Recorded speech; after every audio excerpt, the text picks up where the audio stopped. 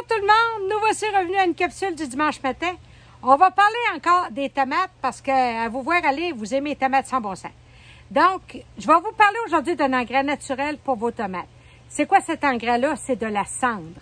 Dans la cendre de bois, il y a beaucoup de potassium, de phosphore, de magnésium et aussi de calcium. Vous vous rappelez, l'année passée, on dit souvent que les tomates ont beaucoup besoin de calcium.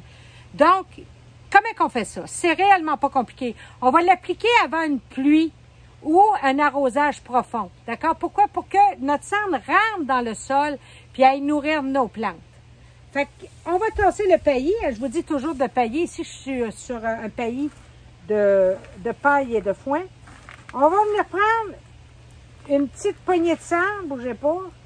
Voyez-vous? Il y a des morceaux de bois. Il y a réellement de la petite cendre fine là-dedans. À peu près une petite poignée que je vais venir étendre dans mon rang, entre mes rangs, comme ça, une petite poignée par à peu près 1 mètre de long, 3 pieds, hein? Pourquoi j'en mets pas plus que ça, je vais vous dire. Si vous mettez trop de cendre, hein, si vous faites étendre votre cendre, puis vous demandez à quelqu'un qui n'aime pas jardiner, hey, mets-moi donc de la cendre au jardin, Marthe m'a dit que c'était bon. Si vous mettez pas de même de cendre, on va avoir un autre problème, là.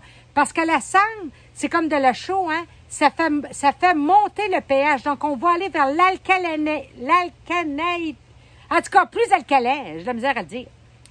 Donc, si ton sol devient trop alcalin, bien, tes plantes vont avoir de la misère à capter les nutriments du sol. Fait que c'est réellement une petite poignée entre les rangs, à peu près à tous les mètres de long.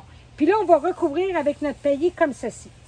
Puis, on va attendre que la pluie fasse le reste ou un bon arrosage, comme ici, je suis dans une serre. D'accord?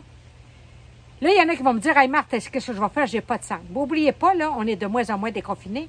C'est le temps d'aller bomber le beau-frère qui t'a pas remis ta tondeuse ou ta skilsa de l'année passée, avant la COVID.